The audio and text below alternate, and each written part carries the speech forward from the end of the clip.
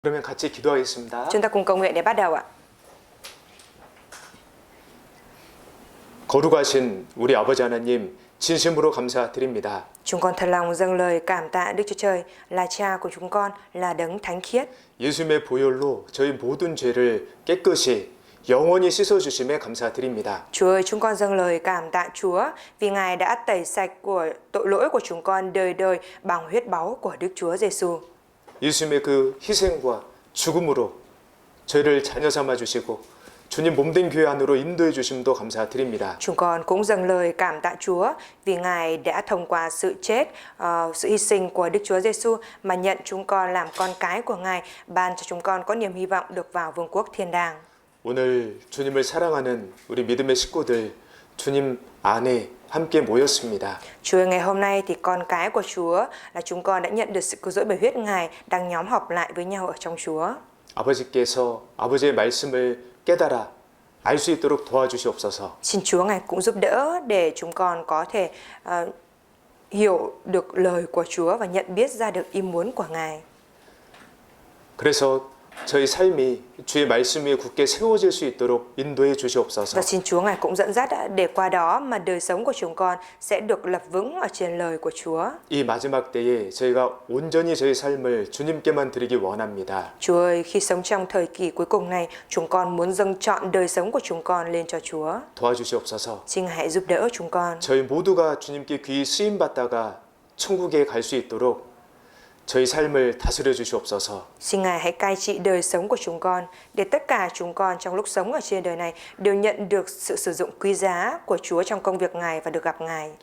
우리 형제자매들 중에 고민과 또 고난 중에 있는 분들 계시다면 Chúa ơi, nếu như trong các anh chị em của chúng con có những ai đang có những cái nỗi lo lắng và có những cái sự khó khăn, 주님의 말씀과 자비와 사랑을 더욱 나타내 주셔서 주님만을 더욱 신뢰할 수 있도록 도와주시옵소서. thì nguyện xin Chúa hãy bày tỏ lòng nhân từ và thương xót ân điển của Ngài hơn nữa cho các anh chị em đó, để các anh chị em đó có thể vững tin cậy vào Ngài. 2월 또 이 한 달도 주님 은혜 가운데 뜻 가운데 살아갈 수 있도록 인도해 주시옵소서. Xin Ngài cũng dẫn dắt chúng con để trong tháng 2 này chúng con cũng có thể luôn bước theo ý muốn của Chúa. 말씀 듣고 있는 귀한 영혼 주님께서 도와주시옵소서. Nguyện xin Chúa Ngài cũng giúp đỡ cho người mới đang nghe lời Chúa. 아버지의 말씀이 그 심령 깊이 새겨질 수 있도록 역사해 주시옵소서. Xin Ngài hãy làm việc để lời của Chúa sẽ khắc sâu vào trong tâm linh của người mới này. 고마우신 예수님 이름으로 기도드렸습니다. Chúng con cảm tạ Chúa và chúng con thành tâm cầu nguyện nhân danh Đức Chúa Giêsu Christ. 아멘.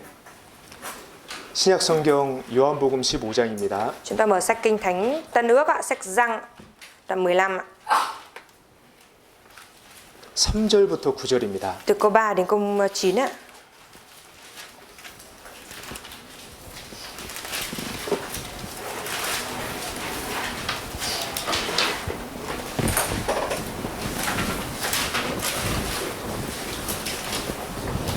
요한복음 15장 3절부터 9절입니다. Sách Giăng đoạn 15 từ câu 3 đến câu 10 ạ. 예, 3절, 5절 이렇게 홀수절은 한국 분들이 저랑 같이 읽으시고요. 짝수절은 우리 베트남 형제자매님들이 읽으시겠습니다. Câu lẻ thì các anh chị em người Hàn đọc cùng với thầy, còn câu chẵn thì các anh chị em người Việt đọc cùng với em ạ. 너희는 내가 일러준 말로 이미 깨끗하였으니 Hãy cứ ở trong ta thì ta sẽ ở trong các con, như cành nho nếu không ở trong cây nho thì tự nó không thể ra quả được. Nếu các con không cứ ở trong ta thì cũng như vậy. 나는 포도나무요 너희는 가지니 저가 내 안에 내가 저 안에 있으면 이 사람은 과실을 많이 맺나니 나를 떠나서는 너희가 아무것도 할 수 없음이라. Nếu ai không cứ ở trong ta thì giống như cành nho bị ném ra ngoài và bị héo, người ta nhặt lấy ném vào lửa thì nó cháy. 너희가 내 안에 거하고 내 말이 너희 안에 거하면 무엇이든지 원하는 대로 구하라. 그리하면 이루리라. Bởi điều này cha ta được tôn vinh, ấy là các con kết quả nhiều và trở nên môn đồ ta. 아버지께서 나를 사랑하신 것 같이 나도 너희를 사랑하였으니 나의 사랑 안에 거하라. Nếu các 9절까지 예, Đi câu 감사합니다. 9 thôi ạ. 예, 오늘은 내 안에 거하라, 주님 안에 거하는 생활에 대해서 말씀드리겠습니다. Ngày hôm nay thì thầy sẽ chia sẻ bài giảng với chủ đề là hãy cứ ở trong ta, đó là một cái đời sống ở trong Chúa ạ. 먼저 여기 3절입니다. Chúng ta xem ở trong câu 3 trước ạ. 너희는 내가 일러준 말로 이미 깨끗하였으니. Các con đã được tinh sạch nhờ lời ta đã truyền dạy các con ạ. 깨끗하여졌다라는 것은 죄를 씻음 받았다라는 것을 말합니다. Đã được tinh sạch ở đây là nói về cái việc đã nhận được sự rửa sạch tội lỗi đấy ạ. 구원을 Tha tội đấy ạ. 받았다라는 겁니다. Có nghĩa là đã nhận được sự cứu rỗi đấy ạ. 무엇을 통해서요? Thông qua cái gì ạ? 예, 예수님의 보혈을 통해서요. Thông qua huyết báu của Đức Chúa Giêsu đúng không ạ? 얼마 동안이요? Trong vòng bao lâu ạ? 영원히요. Đời đời đúng không ạ? 예. 우리 사람에게 있어서 이게 가장 중요한 문제입니다. Đối với con người chúng ta thì đây là cái vấn đề quan trọng nhất ạ. 예. 우리가 영혼을 어디서 보낼 것이냐? Chúng ta sẽ sống đời đời ở đâu? 영원한 천국이냐, 영원한 지옥이냐? Chúng ta sẽ ở trên thiên đàng đời đời hay là ở dưới địa ngục mãi mãi? 우리가 영원한 천국에서 영원히 살기 위해서는 먼저 죄를 확실하게 씻음 받아야 합니다. Để chúng ta có thể được sống ở trên thiên đàng mãi mãi thì trước hết là chúng ta cần phải được rửa sạch tội lỗi của mình đời đời đã. 구원을 받아야 죄를 씻음 받고요. Phải nhận được sự cứu rỗi thì mới được rửa tội ạ. 우리 영혼이 깨끗하게 돼서 천국으로 갈 수 있는 겁니다. Và linh hồn của chúng ta được tinh sạch như vậy rồi chúng ta mới có thể vào được thiên đàng. 여기 접어두시고요. Chúng ta kẹp sách răng này lại 베드로전서 và 1장입니다. mở sách Phi-rô nhất đoạn 1 ạ.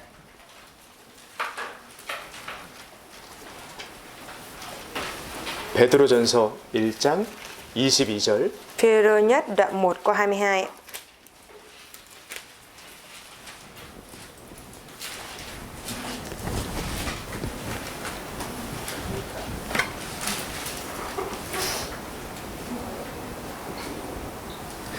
같이 읽겠습니다. Chúng ta cùng đọc nhé. Nhờ vâng phục chân lý, 진리를 anh em đã 순종함으로 thanh tẩy 너희 linh hồn 영혼을 mình 깨끗하게 để có 하여 được tình huynh đệ 거짓이 chân 없이 thành, 형제를 hãy hết lòng 사랑하기 yêu thương nhau tha thiết. 이르렀으니 마음으로 뜨겁게 피차 사랑하라. 너희가 진리를 순종함으로. Nhờ vâng phục chân lý ạ. 진리가 무엇입니까? Chân lý ở đây là gì ạ? 절대 변하지 않는 사실입니다. Chân lý ở đây là một sự thật tuyệt đối không bao giờ thay đổi đúng không ạ? 시대나 상황에 따라 변하지 않는 겁니다. Dù là thời đại hay là hoàn cảnh gì nữa thì cái lời chân lý đấy nó cũng không bao giờ thay đổi. 그게 진리인데요. Đấy là chân lý ạ. 진리는 하나님의 말씀입니다. Và chân lý ở đây chính là lời của Đức Chúa Trời ạ. 아버지의 말씀은 진리입니다. Lời của Cha là lời chân lý ạ. 길게는 3,500년 전에 기록된 성경이 지금까지 그 내용이 변하지 않고 이루어지고 있습니다. Và dài nhất là sách những nội dung lời của Chúa được ghi chép ở trong sách Kinh Thánh cách đây 3.500 năm trước cho đến tận bây giờ nó vẫn không bao giờ thay đổi, nó vẫn nguyên vẹn như vậy ạ. 짧게는 1900년입니다. Còn ngắn nhất thì là 1.900 năm trước đúng không ạ? 말씀은요 1.1획도 변하지 않았어요. Lời của Chúa dù 1 chấm 1 nét cũng không bao giờ thay đổi ạ. 그런데 놀랍게 그대로 이루어지고 있습니다. Và một điều đáng kinh ngạc là lời của Chúa đó thì lại được ứng nghiệm y như vậy ạ. 진리 변하지 않는 사실은 오직 하나님 말씀뿐입니다. Chân lý, một cái sự thật không bao giờ thay đổi, chỉ có lời của Chúa thôi ạ. 자, 그런데 여기 보시면 Nhưng mà chúng ta nhìn vào trong câu này ạ. 너희가 진리를 순종함으로 너희 영혼을 깨끗하게 하여. Nhờ vâng phục chân lý, anh em đã thanh tẩy linh hồn mình ạ. 진리의 순종함으로 우리 영혼이 깨끗하게 되었는데요. Tức là nhờ việc vâng phục chân lý mà chúng ta đã được thanh tẩy linh hồn ạ. 진리 하나님 말씀 중에서도 구원 얻을 말씀이 따로 있습니다. Trong chân lý, tức là trong lời của Đức Chúa Trời cũng có những cái câu để chúng ta nhận được sự cứu rỗi ạ. 예, 구원 얻을 말씀이요. Đó là những lời để được cứu rỗi đấy ạ. 사도행전 11장 Chúng ta 찾습니다. mở sách Công vụ các sứ đồ đoạn 11 ạ.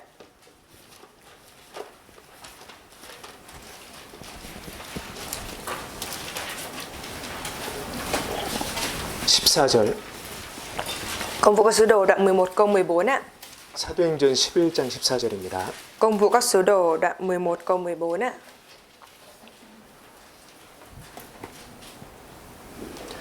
그가 너와 내 온 집에 구원 얻을 말씀을 내게 이르리라 함을 보았다 하거늘. Người ấy sẽ nói cho ngươi những lời để nhờ đó ngươi và cả nhà ngươi sẽ được cứu rỗi. 이 사도행전 11장 내용은요. Nội dung của sách Công vụ các sứ đồ đoạn 11 아까 우리가 읽었던 베드로 전서의 기자 베드로가 겪었던 일이 기록되어 있습니다. chính là việc mà sứ đồ Phi-rơ là người mà đã ghi chép sách Phi-rơ lúc nãy chúng ta đã đọc đấy ạ, đã ghi chép lại, đã trải qua và ghi chép lại. 예, 그가 겪었던 일을 이제 예루살렘에 와서 간증하는 내용이에요. Đây là cái nội dung mà Phi-rơ đã đến Jerusalem để làm chứng cho mọi người đó biết được về những cái điều mình đã trải qua. 베드로가요 고넬료라는 사람을 전도했습니다. Phi-rơ thì đã truyền giải cho một người tên là Cọt-nây ạ. 예, 고넬료는 백부장이에요. Và Cọt-nây là một chỉ huy một binh đoàn ạ. 백부장이라고 하는 것은 100명의 군사를 지휘하는 장교입니다. Quan chỉ huy một binh đoàn ở đây là một vị quan chỉ huy khoảng 100 quân đấy. 예, 권력이 있는 사람이죠. Là một người có quyền lực đúng không ạ? 우리 시대로 살펴보면 Và xét vào trong thời đại của chúng ta 예, 임직원 한 100명 정도 있는 회사를 운영하는 사장님 정도로 보면 됩니다. thì chúng ta coi cái chỉ huy 100 quân này giống như là một giám đốc giám đốc của một công ty có 100 nhân viên là được ạ. 예, 근데 고넬료는 권력이 있었지만 그 권력을 자기의 부귀 영화를 누리는 데 쓰지 않았습니다. Mặc dù Cọt-nây đã có được cái quyền lực của mình rồi có vinh hoa phú quý như vậy, nhưng mà ông đã không có tận hưởng cái vinh hoa phú quý đó riêng cho mình ạ. 여기 사도행전 10장 Sách Công vụ Các Sứ Đồ đoạn 10 1절 2절입니다. câu 1 câu 2 ở đây ạ.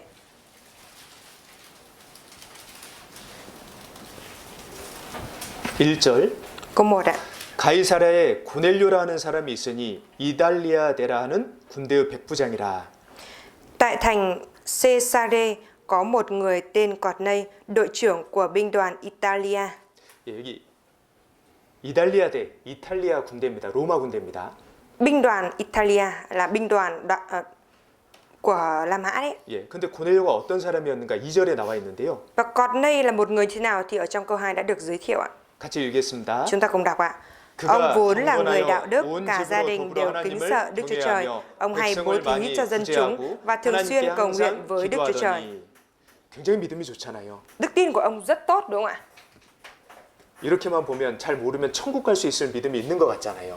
Nếu mà chỉ nhìn mỗi như thế này thôi mà chúng ta không biết rõ thì chúng ta sẽ nghĩ rằng cái đức tin của ông này thì là sẽ lên được thiên đàng. 예, 왜냐하면 하나님을 경외했고요. 고넬료는 Bởi vì Cọt-nây là một người kính sợ Đức Chúa Trời. 백성들을 조금 도와준 게 아니라 많이 도와줬습니다. Rồi không phải là chỉ giúp đỡ cho dân chúng một chút đâu mà là thường hay bố thí cho dân chúng ạ. 하나님께 가끔 기도 드린 게 아니라 하나님께 항상 기도했습니다. Không phải là chỉ thi thoảng mới cầu nguyện với Đức Chúa Trời mà ở đây có miêu tả là thường xuyên cầu nguyện với Đức Chúa Trời. 이렇게 살면 천국 갈 수 있을까요?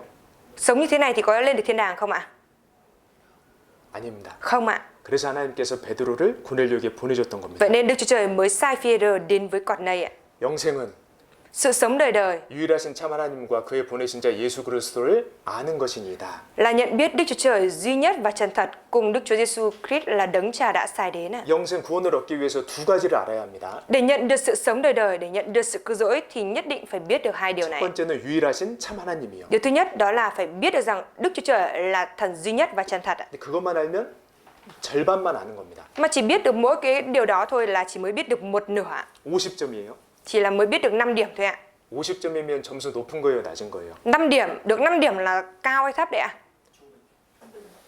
네, 평균이죠. Chỉ là trung bình thôi đúng không ạ? 예, 근데 하나님 앞에서는 빵점입니다. Nhưng mà trước mặt Đức Chúa Trời thì đó là số 0 ạ. 예, 뒤까지 알아야 되거든요. Bởi vì phải biết ra cái mệnh đề đằng sau nữa ạ. 그의 보내신 자 예수 그리스도를 아는 것이니이다. Đó là phải nhận biết Đức Chúa Giêsu Christ là đấng Cha đã sai đến nữa ạ. 그러니까 여기 고넬료를 통해서 알 수 있는 게 있습니다.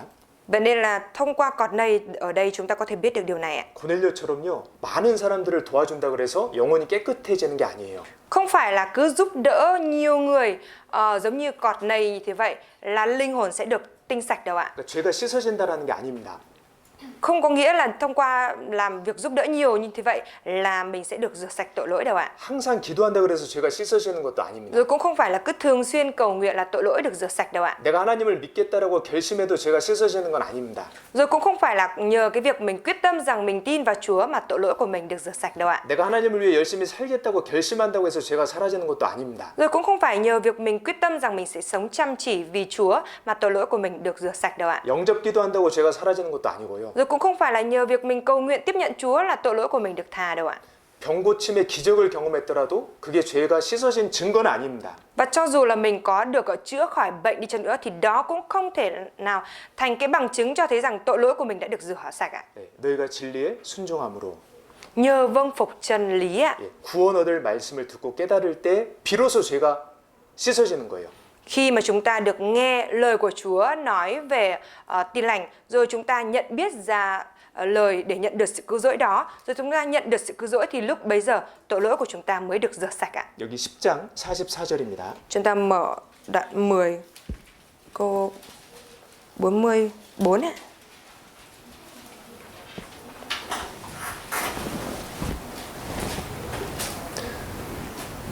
자, 이 말씀 전에 앞에 화면 보시겠습니다. Trước khi chúng ta đọc câu này, chúng ta nhìn lên trên màn hình được không ạ? 죄 사함을 얻으라. Được tha tội ạ. 그리하면 성령을 선물로 받으리니. Rồi sẽ nhận lãnh quà tặng là Đức Thánh Linh. 예, 성령님, 하나님의 영이신데요.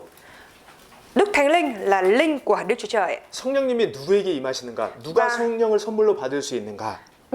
Ai là người sẽ có thể nhận lãnh quà tặng là Đức Thánh Linh này ạ? 예, 죄 사함을 얻을 때입니다. Đó là khi mà người nào đó nhận được sự tha tội ạ. 그러니까 하나님 앞에서 구원을 받고 죄가 깨끗이 씻어질 때입니다. Tức là khi mà nhận được sự cứu rỗi và tội lỗi của mình được rửa sạch trước mặt Chúa ạ. 자, 그러면 성령이 언제 내려오시는 걸까 나에게? Vậy thì khi nào thì Đức Thánh Linh sẽ giáng xuống trên mình ạ? 44절 같이 읽습니다. Câu 44 chúng ta cùng đọc ạ. Khi Phi-e-rơ còn đang nói thì Đức Thánh Linh giáng trên mọi người nghe đạo. 사람에게 내려오시니. 성령이 누구에게 내려오셨습니까? Đức Thánh Linh giáng trên ai ạ? 예, 말씀 듣는 모든 사람, 말씀 듣는 사람에게 내려왔습니다. Đức Thánh Linh giáng trên mọi người nghe đạo, tức là nghe lời của Chúa đấy ạ. 그러면 이 말씀이 어떤 말씀일까요? Nếu vậy thì lời của Chúa này là lời nào ạ? 39절 그리고 câu 40절입니다. 39 và câu 40 ạ. 예수님에 대한 말씀인데요. Đó là lời nói về Đức Chúa Giêsu ạ. 우리는 유대인의 땅과 예루살렘에서 그 행하신 모든 일의 증인이라. 그를 저희가 나무에 달아 죽였으나 하나님이 사흘 만에 다시 살리사 나타내시되. Chúng tôi là những nhân chứng về mọi điều Ngài đã làm ở Jude và Jerusalem. Người ta đã treo Ngài trên cây gỗ mà giết đi. 예수님에 대한 말씀입니다. Đây là lời nói về Đức Chúa Giêsu ạ. 예수님의 죽으심과 부활이에요.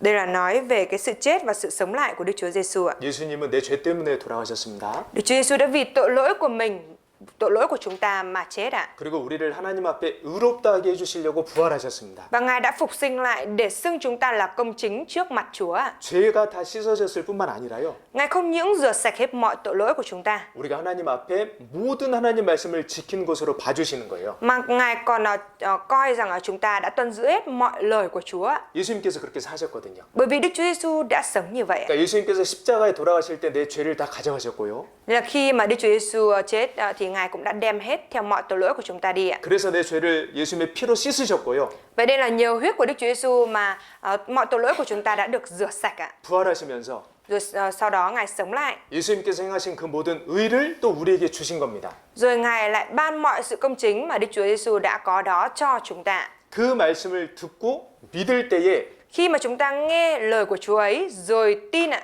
예, 우리가 죄 사함을 얻는 것이고요. thì chúng ta nhận được sự tha tội ạ. 성령님을 우리가 받는 거예요. Và chúng ta cũng được nhận lãnh Đức Thánh Linh ạ. 예, 이해되시겠죠? Mọi người hiểu không ạ? 예, 진리의 말씀에 순종함으로 우리 영혼이 깨끗하게 되었다. Nhờ vâng phục chân lý mà anh em đã nhận, mà chúng ta đã nhận mà chúng ta đã được tinh sạch linh hồn đấy ạ. 여러분, 말씀을 잘 듣는 게 이렇게 중요한 겁니다. Thưa mọi người, vậy nên là cái việc nghe lời của Chúa nó quan trọng như vậy đấy ạ. 여기 이사야 55장 33절에도요. Ở trong sách Ê-sai đoạn 55 câu 3 này cũng vậy. 너희는 귀를 기울이고 내게 나와 들으라. 그리하면 너희 영혼이 살리라. Hãy nghiêng tai và đến với ta, hãy nghe ta thì linh hồn các ngươi được sống. 구원받기 전에 우리 영혼의 상태는 죄로 인해서 죽어져 있는 상태였습니다. Trước khi nhận được sự cứu rỗi thì trạng thái linh hồn của chúng ta là đã chết bởi vì sự vi phạm của mình ạ. 살아계신 하나님과의 관계가 끊어져 있었습니다. Lúc đó thì mối tương giao của chúng ta đã bị cắt đứt với Đức Chúa Trời là đấng hằng sống ạ. 죽음은 최악의 상태잖아요. Cái chết là một cái hoàn cảnh tệ hại nhất, đúng không ạ? 예, 우리가 그런 존재들이었습니다. Trước khi nhận được sự cứu rỗi chúng ta là những chủ thể như vậy. 그런 우리 영혼이 어떻게 살아납니까? Vậy thì linh hồn của chúng ta đã được sống lại như thế nào ạ? 우리가 어떻게 구원을 받습니까? Chúng ta đã nhận được sự cứu rỗi như thế nào ạ? 어떻게 하나님의 자녀가 됩니까? Làm thế nào mà chúng ta đã được trở thành con cái của Đức Chúa Trời vậy ạ? 너희는 귀를 기울이고 내게 나와 들으라. Con hãy nghiêng tai và đến với ta và hãy nghe ta. 예, 들어야 합니다. Chúng ta phải nghe ạ. 진리를요. Nghe gì ạ? Nghe chân lý ạ. 구원 얻을 말씀을요. Nghe những lời để được cứu rỗi ạ. 예수님 말씀입니다. Đây là lời của Đức Chúa Giêsu ạ. 같이 읽겠습니다. Chúng ta cùng đọc câu này ạ. Thật, ta bảo thật các ngươi, giờ sắp đến và đã đến rồi, khi những người chết sẽ nghe tiếng con Đức Chúa Trời và những người nghe sẽ sống. 듣는 자는 살아나니라. 예수님께서 어떤 말씀을 하실 때요. Khi mà Đức Chúa Giêsu phán cái lời nào đó 여기 진실로 너희에게 이르노니 thì có nói rằng thật ta bảo thật các ngươi. 정말 중요한 말씀을 하시기 전에 늘 이런 표현을 쓰셨습니다. Mỗi khi mà Đức Chúa Giêsu nói những cái lời mà thực sự quan trọng thì Ngài sẽ nhấn mạnh như thế này. 예, 여기 죽은 자들이 Ở đây có nói là những người chết ạ. 이제는 이해가 되시겠죠? Bây giờ thì mọi người hiểu rồi chứ ạ? 예, 허물과 죄로 영원히 죽었던 사람들이 구원받지 않았던 사람들이 Những cái người mà chưa nhận được sự cứu rỗi, có cái linh hồn đã chết bởi tội lỗi và vi phạm của mình. 예, 하나님 아들의 음성, 말씀이죠. 말씀을 들을 때 듣는 자는 살아나니라. Thì nghe tiếng con Đức Chúa Trời, tức là nghe lời để nhận được sự cứu rỗi đó, thì khi mà nghe như vậy rồi thì người nghe đấy sẽ được sống ạ. 예수님께서 죽은 나사로를 살리실 때요. Lúc mà Đức Chúa Giêsu cứu sống Lazarơ người đã chết ạ, 영접 기도로 살리신 게 아닙니다. thì không phải là Ngài cứu sống lại Lazarơ bằng việc cầu nguyện tiếp nhận Chúa, 말씀으로 살리셨습니다. mà Chúa đã cứu sống Lazarơ bằng chính lời của Chúa. 나사로야, 나와라. Hỡi Lazarơ, hãy ra. 예, 죽었던 나사로가 살아서 나왔어요. Và Lazarơ, một người đã chết như vậy, đã được sau khi nghe thấy lời của Chúa như vậy thì đã sống lại và đi ra. 죄로 인해서 죽었던 영혼이 어떻게 살아나는지 우리에게 그림처럼 영상처럼 보여주시는 거예요. Thông qua cái sự kiện đó thì Chúa cho chúng ta thấy được cái hình bóng, tức là giống như là một cái hình bóng giống như một bức tranh á, cho thấy rằng là linh hồn đã chết bởi những vi phạm và tội lỗi thì phải nghe lời của Chúa mới được sống lại. 죄로 인해서 죽은 영혼은 말씀으로 살아납니다. Linh hồn đã chết bởi tội lỗi sẽ được sống lại nhờ lời của Chúa ạ. 예, 말씀 듣는 게 그렇게 중요한 거예요. Vậy nên là cái việc nghe lời của Chúa nó quan trọng như vậy đấy ạ. 자, 요한복음 15장 Chúng 돌아가겠습니다. ta mở lại sách Giăng đoạn 13. 3절. Sách Giăng đoạn 13 câu 3. 너희는 내가 일러준 말로 이미 깨끗하였으니 Đoạn 15 câu 3 nhé. Các con đã được tinh sạch nhờ lời ta đã truyền dạy các con. 예, 그 말씀으로 구원받은 영혼이 깨끗해진 사람들에게 하시는 말씀입니다. Đây là lời mà Chúa phán với những người mà đã được tinh sạch nhờ lời Chúa đã truyền ạ. 4절에 Trong câu 4 ạ. 내 안에 거하라. Hãy cứ ở trong ta. 이건 명령입니다. Đây là mệnh lệnh ạ. 내 안에 거하라. Hãy cứ ở trong ta. 여러분, 안이 있으면 밖도 있습니다. 그러죠? Thưa mọi người, nếu như có ở bên trong thì cũng có ở bên ngoài, đúng không ạ? 그리스도 안과 그리스도의 밖은 엄청난 차이가 있습니다. Ở bên trong Đấng Christ và bên ngoài Đấng Christ nó có một cái sự chênh lệch rất lớn ạ. 영원한 천국, 영원한 지옥입니다. Nó là sự chênh lệch giữa thiên đàng đời đời và địa ngục đời đời đấy ạ. 원래 우리는 죄인이었던 아담의 후손으로 태어났는데요. Vốn dĩ chúng ta sinh ra là tội nhân bởi vì là sinh ra từ dòng dõi của Adam ạ. 구원을 받아서 그리스도 안으로 들어오지 못하면요. Nhưng nếu như chúng ta không nhận được sự cứu rỗi và được đi vào trong Đấng Christ, 그냥 아담의 후손으로 쭉 살면 그대로 지옥 가는 거예요. rồi chúng ta cứ sống là dòng dõi của Adam như vậy, rồi khi chết đi chúng ta sẽ đi xuống địa ngục ạ. 그리스도의 안과 밖이 그렇게 큰 차이가 있는 겁니다. Vậy nên là ở trong Đấng Christ và bên ngoài Đấng Christ nó có cái sự chênh lệch rất lớn như vậy. 노아 시대 때 지구 전체에 물심판이 있었는데요. Và thời đại của Noe thì cả trái đất đã bị phán xét bằng nước lũ ạ. 그 심판 때 살 수 있었던 유일한 방법은 방주 안에 있는 겁니다. Và cái cách duy nhất để cho những người thời đó có thể sống sót khỏi cái trận lụt đó là phải ở trong con tàu của Noe. 방주 밖에 있으면 다 죽는 거예요. Nếu như mà ở bên ngoài con tàu của Noe như vậy thì tất cả đều chết ạ. 그렇죠? Đúng không ạ? 그 방주의 실체 되신 분이 예수님입니다. Và Đức Chúa Giêsu chính là chủ thể đã trở thành vật thật của con tàu đó ạ. 네, 그리스도 안, 예수님 안 얼마나 중요한지 모릅니다. Ở trong Đấng Christ, ở trong Chúa là quan trọng biết bao nhiêu ạ. 여기 앞에 Ở trên này, 5장 24절인데요. trong sách Giăng đoạn 5 câu 24 ạ. 또 예수님 말씀입니다. Đây cũng là lời mà Đức Chúa Giêsu đã phán ạ. 내가 진실로 너에게 이르노니. Thật ta bảo thật các ngươi. 예, 이제는 우리가 준비를 해야죠. 아, 예수님께서 중요한 말씀을 하시겠구나. Thế bây giờ chúng ta cần phải chuẩn bị đó, bởi vì Đức Chúa Giêsu nhấn mạnh như này có nghĩa là Ngài đang muốn nói cái lời quan trọng ạ. 내 말을 듣고 Ai nghe lời ta? 일단 말씀을 잘 들어야 됩니다. Trước hết là chúng ta phải lắng nghe bài giảng chăm chú ạ. 또 나 보내신 이를 믿는 자는 이제 믿어야죠, 내가.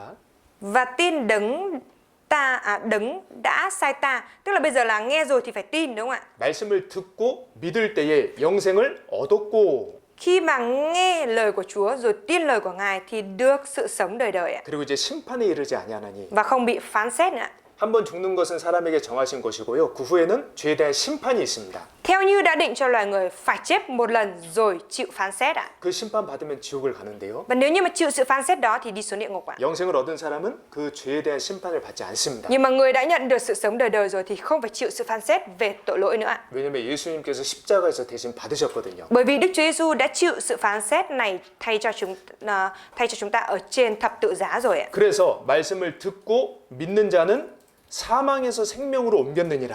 Vậy nên ai nghe lời ta và tin thì đã vượt khỏi sự chết mà vào sự sống rồi ạ. 예, 우리가 그리스도 밖에 사망, 영원한 둘째 사망에 거해야 될 사람들이었는데요. Vốn dĩ chúng ta là những người phải ở trong sự chết thứ hai là sự hủy diệt đời đời, đó là địa ngục ạ. 구원을 받음으로 생명으로 들어온 거예요. 예수님 안으로 들어온 거예요. Nhưng mà sau khi nhận được sự cứu rỗi mà chúng ta đã được chuyển vào trong sự sống, tức là vào trong đấng Christ ạ. 이 그리스도 안으로 들어온 사람들이 가장 행복한 사람들입니다. Những người mà đã được đi vào trong đấng Christ là những người hạnh phúc nhất ạ. 하나님의 자녀가 됐거든요. Bởi vì đã được trở thành con cái của Chúa ạ. 천국 갈 사람이 됐거든요. Bởi vì đã trở thành người được lên thiên đàng ạ. 자, 그래서 예수님 안, 그리스도 안에 있는 게 그렇게 중요한 거예요. Vậy nên là cái việc mà ở trong đấng Christ, ở trong Đức Chúa Giêsu là quan trọng như vậy đấy ạ. 내 안에 거하라. Hãy cứ ở trong ta. 예, 우리가 그 안에 거하지 않을 수도 있기 때문에 하시는 말씀입니다. Bởi vì chúng ta có thể không ở trong Chúa nên là Chúa mới phán như thế này ạ. 자, 생각을 해보겠습니다. Chúng ta hãy nghĩ mà xem ạ. 예수님께서 구원해 주신 그리스도인들을 얼마나 사랑하실까요? Đức Chúa Giêsu, Ngài yêu thương những cơ đốc nhân đã nhận được sự cứu rỗi nhiều biết bao nhiêu ạ. 내 생명을 통해서 살리신 사람들이니까 얼마나 사랑하실까요? Bởi vì thông qua chính mạng sống của Ngài mà Ngài đã cứu sống được những người như thế này. Vậy thì Ngài yêu thương những người ấy biết bao nhiêu ạ. 그 사랑하는 사람들에게 얼마나 좋은 말씀을 많이 해주시고 싶으실까요? Và Ngài muốn chia sẻ những cái lời tốt đẹp biết bao nhiêu hơn nữa cho những người mà Ngài yêu như vậy ạ. 첫 번째 말씀이요. 내 안에 거하라. Lời thứ nhất Chúa muốn nói đó là hãy cứ ở trong ta. 예, 거하는 게 그렇게 중요한 겁니다. Cái việc mà ở trong Chúa nó quan trọng như vậy ạ. 왜냐하면 Bởi vì sao? 그 안에 거해야 우리가 과실을 맺어요. Bởi vì chúng ta phải ở trong Chúa chúng ta mới có thể kết ra trái được ạ. 4절에요. Cho câu 4 ạ. 내 안에 거하라. 나도 너희 안에 거하리라. 가지가 포도나무에 붙어 있지 아니하면 절로 과실을 맺을 수 없음 같이 너희도 내 안에 있지 아니하면 그러하리라.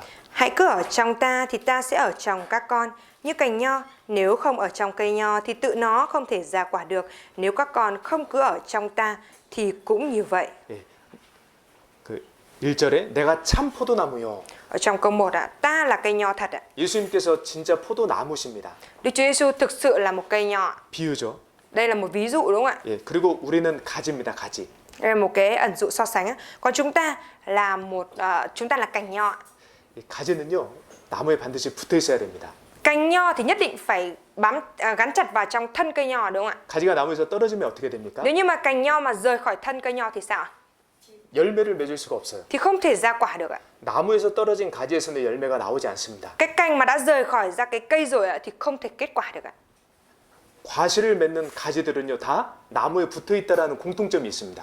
Tất cả những cái cành kết quả được nó đều có điểm chung là đều bám chặt vào trong thân cây nho. 그래야 나무 뿌리에서 올라오는 영양분을 공급받을 수 있습니다. Phải như vậy nó mới có thể nhận được những cái chất dinh dưỡng được cung cấp từ rễ lên ạ. 뿐만 아니라 Và không những thế ạ, 농부의 보살핌을 받을 수 있습니다. không những thế nó còn được nhận được cái sự chăm sóc của những người nông dân ạ. 여기 아버지 하나님께서 농부라고 하셨거든요. Bởi vì ở trong sách Kinh Thánh thì còn nói cha Đức Chúa Trời ở đây là người chồng ạ. 그러니까 주님 안에 있어야 되는 거예요. Vậy nên là chúng ta cần phải ở trong Chúa ạ. 그래야 우리가 과실을 많이 맺을 수 Và 있습니다. như vậy chúng ta mới có thể kết ra nhiều quả. 자, 그러면 Nếu vậy thì ạ, 주님 안이 어딘지 알아야 되겠죠. nếu vậy thì chúng ta cần phải biết được rằng ở trong Chúa là ở đâu đúng không ạ? 내 안에 거하라 하셨으니까요. Tại vì Chúa đã nói rằng hãy cứ ở trong ta rồi. 주님 안이 어디냐라는 겁니다. Vậy thì chúng ta phải tìm hiểu xem là trong Chúa là ở đâu ạ? 주님 안은 교회입니다. Trong Chúa ở đây là trong hội thánh ạ. 그런데요. 교회라고 다 같은 교회는 아닙니다. Nhưng mà không phải cứ gọi là hội thánh thì tất cả đều là hội thánh thật đâu ạ. 십자가 걸어두고 하나님 이름 부르면서 같이 모이면 그게 다 교회일까요? Có phải là cứ hễ chỗ nào mà có treo thập tự giá rồi mọi người ở đó đều gọi Chúa là Chúa thì đều là hội thánh thật không ạ? 그렇지 않습니다. Không phải như vậy đâu ạ. 성경이 정의하는 교회가 따로 있습니다. Trong sách Kinh Thánh có định nghĩa về hội thánh riêng rồi ạ. 고린도전서 1장 Ở trong sách Cô-rinh-tô nhất ạ.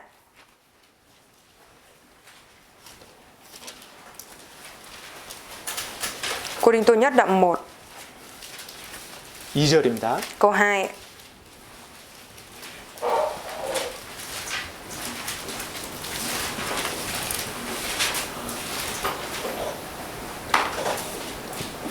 고린도에 있는 하나님의 교회 곧 그리스도 예수 안에서 거룩하여지고 성도라 부르심을 입은 자들. Kính gửi hội thánh Đức Chúa Trời tại Cô-rinh-tô và những người đã được thánh hóa trong đấng Christ Giêsu. 그리스도 예수 안에서 거룩하여지고 Được thánh hóa trong đấng Christ Giêsu ạ. 영혼이 깨끗해졌다라는 것이죠. Có nghĩa là linh hồn được tinh sạch đúng không ạ? 죄 사함을 받았다라는 겁니다.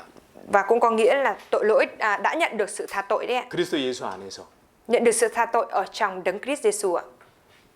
주님의 보혈과 은혜로요. Nhận được sự tha tội bởi huyết báu và ân điển của Chúa đấy ạ. 예, 그리고 주님이 함께 하시는 이 교회에서 말씀을 들음으로요. Và qua việc mà được ở cùng với trong hội thánh và nghe lời của Chúa như thế này. 예, 그래서 구원을 받은 사람들의 모임이 교회예요. Vậy nên là nhóm của những người đã nhận được sự cứu rỗi bởi huyết của Chúa được gọi là hội thánh ạ. 예, 그 구원받은 사람들 안에 주님께서 함께 역사하십니다. Và trong hội thánh, nhóm của những người đã nhận được sự cứu rỗi như vậy thì Chúa làm việc trong đó ạ. 9절 Ở trong câu 9 ạ. 같이 읽겠습니다. Câu 9 đó chúng ta cùng đọc với nhau ạ. Đức 너희를 Chúa Trời là 불러 đấng 그의 thành 아들 tín. 예수 Ngài đã 그리스도 gọi 우리의 anh em 주로 vào trong sự 더불어 tương 교제케 giao 하시는 với con Ngài 하나님은 là Đức Chúa Giêsu 믿으시도다. Christ, Chúa chúng ta. 우리 형제자매님들 한 분 한 분이 정말 귀한데요. Các anh chị em của chúng ta từng người thực sự rất quý giá. 이렇게 함께 모이는 게 얼마나 귀한 일입니까? Vậy nên là cái việc mà chúng ta cùng nhóm họp với nhau thế này là điều quý báu biết bao. 이 모임이 더 중요한 이유는요. nhưng mà cái lý do mà nhóm họp này quan trọng là gì ạ? 예수 그리스도 우리 주로 더불어 교제. 이 안에 주님이 함께 하시는 거예요. Đó là bởi vì chúng ta được tương giao với con Ngài là Đức Chúa Giêsu Christ ạ. Tức là bởi vì ở trong nhóm chúng ta thông công như này thì có Chúa nữa ạ.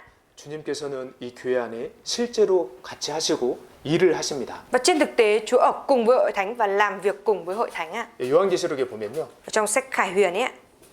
여기 일곱 촛대는 일곱 교회라고 말씀하시면서 Khi mà Chúa nói về 7 chân đèn và 7 hội thánh ạ, 그 일곱 금촛대 사이를 다니시는 분이 있다고 하셨어요. thì Chúa có nói rằng có đấng đi giữa 7 chân đèn bằng vàng ạ. 그러니까 일곱 촛대가 일곱 교회니까요. Tại vì là 7 chân đèn là 7 hội thánh. 일곱 촛대 사이를 다니신다. 일곱 교회 사이를 다니신다라는 겁니다. Vậy thì 교회 cái 사이를. câu đấng Chúa đi giữa 7 chân đèn thì có nghĩa là Chúa đi giữa hội thánh đúng không ạ? 예, 교회 사이 그 교회 안에 거하시는 예수님이 계십니다. Ở trong hội thánh thì có Đức Chúa Giêsu ở cùng ạ. 예수님 2000년 전에 예수님께서 이스라엘 땅에 오셨는데요. 2000 năm trước Đức Chúa Giêsu đã đến trên đất Israel ạ. 예수를 만난 사람들은 예수님의 능력을 체험을 했습니다. Và tất cả những ai được gặp Đức Chúa Giêsu đều đã được trải nghiệm về quyền năng của Ngài ạ. 간절한 마음, 겸손한 마음으로 예수님께 나아간 사람들은요. Những cái người mà khao khát đến với Chúa với tấm lòng khiêm nhường thì đều được trải nghiệm ạ. 예수님께서 소경의 눈을 열어주셨습니다. Đức Chúa Giêsu đã làm sáng mắt người mù ạ. 예수님께서 귀머거리의 귀를 열어주셨습니다. Và Đức Chúa Giêsu đã khiến cho người điếc được nghe. 예수님께서 벙어리의 입을 열어주셨습니다. Và Đức Chúa Giêsu cũng đã mở miệng cho người câm ạ. 그리고 예수님께서 문둥병자를 깨끗하게 치료해 주셨고요. Và Đức Chúa Giêsu cũng đã chữa sạch cái bệnh phong hủi cho những người bị bệnh phong hủi. 심지어 예수님께서는 죽은 세 사람을 살리셨습니다. Thậm chí là trên thực tế Đức Chúa Giêsu đã cứu sống cả 3 người đã chết ạ. 예수님께서 Đức Chúa Giêsu ấy ạ. 그건 실제 사건이면서요. Đó là cái sự kiện có thật trên thực tế. 정말 구원을 받고 그 예수님의 능력으로 우리에게 벌어질 일들을 설명해 주시는 겁니다. Và nó cũng giải thích cho những cái sự việc sẽ được diễn ra cho chúng ta. Bởi quyền năng của Chúa sau khi nhận được sự cứu rỗi. 우리가 구원을 받으면 눈이 열립니다. Khi chúng ta nhận được sự cứu rỗi thì mắt của chúng ta được sáng ra. 인류 시작이 어떻게 됐는지 우리가 볼 수 있게 됐고요. Chúng ta có thể nhìn thấy được là lịch sử nhân loại đã được bắt đầu như thế nào. 어떻게 역사가 끝나는지도 우리는 볼 수 있습니다. Rồi chúng ta cũng có thể nhìn thấy được là lịch sử nhân loại này sẽ kết thúc như thế nào, đúng không ạ? 더 놀라운 것은 죽음 위에 어떤 일이 있는지도 우리는 볼 수 있습니다. Và điều đáng kinh ngạc hơn đó là chúng ta bây giờ còn có thể thấy được là sau khi chết đi sẽ xảy ra những việc gì nữa ạ. 심판이 있고 천국이 있고 지옥이 있는 것을 우리는 보고 있잖아요. Chẳng phải chúng ta đang thấy được rằng là sau khi chết đi sẽ có sự phán xét rồi có thiên đàng và địa ngục hay sao? 하나님의 능력도 볼 수 있게 됐고요. Và bây giờ chúng ta có thể nhìn thấy được quyền năng của Đức Chúa Trời. 하나님의 사랑과 은혜도 볼 수 있게 됐습니다. Chúng ta cũng đã có thể nhìn thấy được ân điển của Đức Chúa Trời 구원을 받고요. sau khi nhận được sự cứu rỗi ạ. 그리고 구원을 받고 우리 귀가 진짜 열렸습니다. Và sau khi nhận được sự cứu rỗi thì tai của chúng ta thực sự được mở ra. 구원받기 전에는 성경 말씀처럼 지루한 게 없습니다. Trước khi nhận được sự cứu rỗi thì không có cái nào mà cảm thấy chán như lời Kinh Thánh ạ. 저도 구원받기 전에는요. Trước khi thầy nhận được sự cứu rỗi ạ, 이렇게 제 말씀을 들을 때가 있었는데요. thì cũng có những lúc mà đến hội thánh nghe bài giảng như thế này 한 5분을 못 넘겼던 것 같아요. thì không có chịu đựng nổi quá 5 phút ạ. 5분 지나면 저절로 잠이 드는 겁니다. Là cứ sau 5 phút là tự động ngủ ạ. 이해가 안 되거든요. Không thể hiểu nổi ạ. 재미가 없거든요. Bởi vì thấy là lời của Chúa chẳng thú vị gì cả. 근데 구원을 받고 나서는요. Nhưng mà sau khi nhận được sự cứu rỗi ạ, 말씀 듣는 게 너무 좋은 거예요. thì cảm thấy rất thích nghe lời của Chúa ạ. 진짜 이해가 되고 Bởi vì lúc ấy mình thực sự thấu hiểu được ạ. 위로와 격려가 되거든요. Rồi mình được khích lệ và được an ủi qua lời Chúa ạ. 찔림도 받고요. Và đôi khi cũng bị lời Chúa làm cắn rứt lương tâm nữa. 예, 귀가 열린 결과입니다. Đấy là kết quả của việc tai đã được mở ra. 예, 우리가 구원받기 전에 벙어리와 같았습니다. Trước khi nhận được sự cứu rỗi thì chúng ta giống như người câm ạ.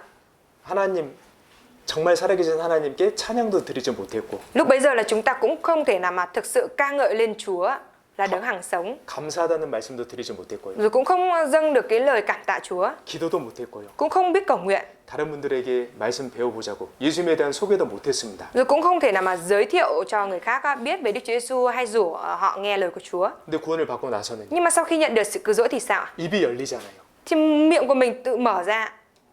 하나님께 기도를 드리고 Mình được mở ra, mình cầu nguyện với Chúa. 주변 사람들에게 하나님 은혜를 전하고요. Rồi mình truyền giao về ân điển của Chúa cho những người xung quanh. 복음도 전하게 되잖아요. Rồi mình cũng truyền giao cả tin lành, đúng không ạ? 문둥병자의 그 병이 깨끗이 나은 것처럼 Giống như một người bị phong hủi được chữa lành bệnh phong hủi sạch sẽ như vậy. 우리 모든 죄가 깨끗이 씻어진 결과입니다. Thì đấy là cái kết quả mà sau khi chúng ta đã được rửa sạch hết mọi tội lỗi của mình ạ. 죽은 사람들이 예수님을 통해 다시 살아난 것처럼요.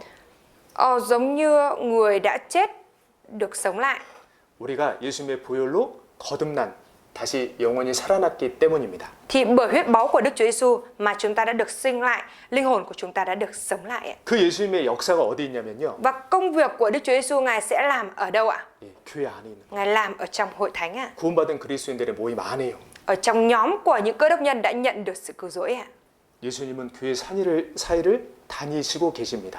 Đức Chúa Giêsu Ngài đang đi lại giữa hội thánh ạ. 지금도요. Ngay cả bây giờ cũng như vậy. 그러니까 교회라는 이름으로 모일지라도 Cho dù là nhóm tổ chức nào đó có nhóm lại nhân danh Chúa đi chăng nữa, 그 안에 구성원들이 구원받은 사람이 아니라면요. nhưng mà nếu như các thành viên cấu tạo nên nhóm đó mà không phải là người đã nhận được sự cứu rỗi, 네, 그건 교회가 아니에요. thì đó không phải là hội thánh thật ạ. 찬양을 할지라도 Cho dù họ có ca ngợi Chúa, 말씀을 전할지라도 cho dù họ có truyền giao lời Chúa, 교회가 아니에요. nhưng mà đó không phải là hội thánh thật ạ.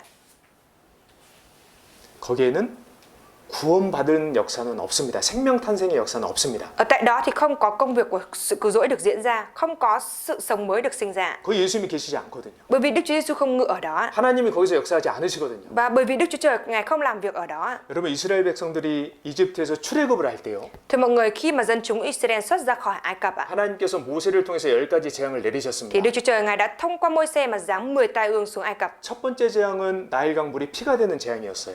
Tai ương thứ nhất đó là sông Nin biến thành máu, 모세가 이렇게 기적을 행했거든요. bởi vì Môi-se đã làm kỳ tích như vậy. 이집트 술사들도 흉내냈습니다. Nhưng mà sau đó thì các thuật gia của Ai Cập cũng đã làm được như vậy, cũng đã biến được như vậy.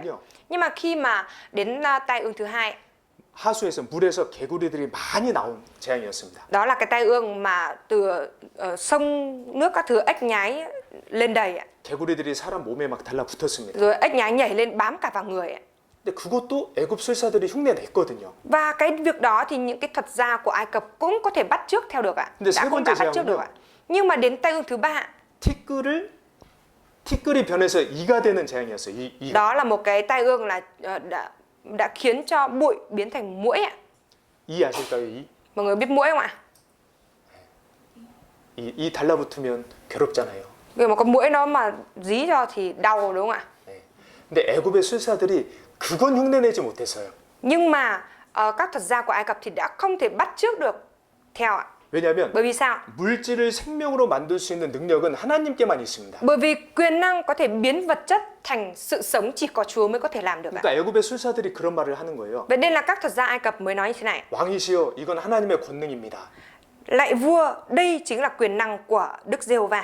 예, 아주 정확한 분석이었습니다. Đó là một cái sự phân tích rất chính xác ạ. 예, 생명 탄생의 역사는 하나님께 있는 거예요. Bởi vì cái công việc khiến cho sự sống được sinh ra chỉ có ở trong tay Chúa thôi ạ. 십자가 달아놓고 같이 하나님 찬양한다고 거기가 다 교회는 아닙니다. Không phải là cứ treo thập tự giá lên rồi cùng nhau ca ngợi Chúa thì đấy đều là hội thánh của Đức Chúa Trời đâu ạ. 아시겠죠? Mọi người hiểu không ạ? 이게 진짜 중요합니다. Cái điều này thực sự quan trọng ạ. 교회는 구원받은 그리스도인들의 모임입니다. Hội thánh là nhóm của những cơ đốc nhân đã nhận được sự cứu rỗi ạ. 건물이 아닙니다. Không phải là tòa nhà. 아시겠죠? Mọi người hiểu không ạ? 다시 요한복음 15장 돌아갑니다. Chúng ta mở sách Giăng đoạn 15 ạ. Mở lại sách Giăng đoạn 15.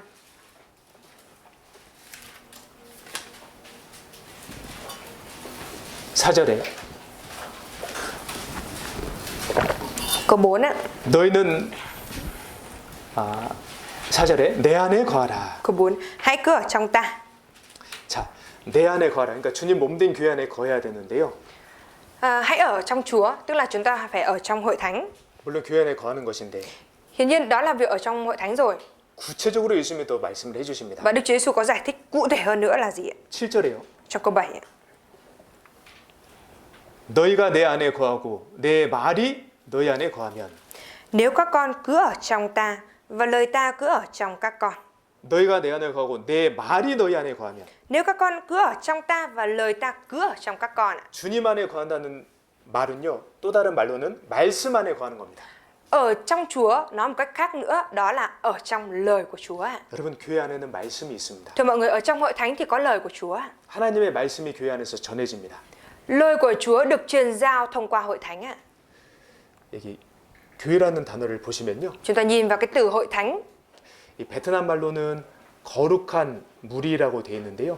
Từ hội thánh tiếng Việt của mình thì đem theo ý nghĩa là một cái hội thánh khiết ạ, một cái nhóm thánh khiết. 이게 한글로는 Nhưng mà tiếng Hàn ấy ạ, 교회라고 합니다. 이렇게 thì 교회. gọi là giáo hội ạ. 근데 이제 한자로 된 단어인데요. Giáo hội này được đặt dựa trên từ Hán ạ. 예, 이렇게 되어 있습니다. Từ Hán thì nó được viết như thế này. 근데 이 교자가 무슨 교자냐면 가르칠 교자예요. Cái từ giáo này có nghĩa là nghĩa là gì ạ? Đó là từ giáo trong từ dạy dỗ, giáo dục đấy. 예, 자오스 할 때 그 자오예요. 자오족. 그 교자예요. Đó là cái từ giáo dục đấy. 자오가 우리 한국 사람들은 교라고 있습니다. 이 한자인데요. 베트남 분들은 자오라고 읽고 한국 분들은 교라고 읽는 거예요. Cái từ này thì tiếng Việt của mình đọc là giáo, còn từ này thì tiếng Hàn đọc là kiêu. 여기는 무리, 회자는 무리입니다. 무리. Còn cái chữ ở đằng sau ở đây có nghĩa là nhóm ạ. 예, 그래서 가르침을 받는 사람들의 모임, 교회입니다. Thế là cái từ hội thánh, tức là cái từ giáo hội có nghĩa là cái nhóm nhận được cái sự giáo dục, dạy dỗ ạ. 뭘로요? 말씀으로요. Bằng cái gì ạ? Bằng lời của Chúa ạ. 그래서 여기 요한계시록 3장에 보면요. Vậy nên ở trong sách Khải Huyền đoạn 3 câu 22 ở đây ạ. 귀 있는 자는 성령이 교회들에게 하시는 말씀을 들을지어다. Ai có tai hãy nghe lời Thánh Linh phán với các hội thánh ạ. 여러분 우리가 이 귀로 해야 될 일 중에 가장 중요한 거는요. Thưa mọi người, cái việc quan trọng nhất mà cái tai của chúng ta cần phải làm 하나님 말씀을 듣는 일입니다. đó là việc nghe lời của Đức Chúa Trời ạ. 그래서 이제 곧 돌아가실 분들 이렇게 보면요. Vậy nên là khi mà nhìn vào những người mà sắp qua đời ấy, 몸의 모든 기능들이 거의 정지돼 있거든요.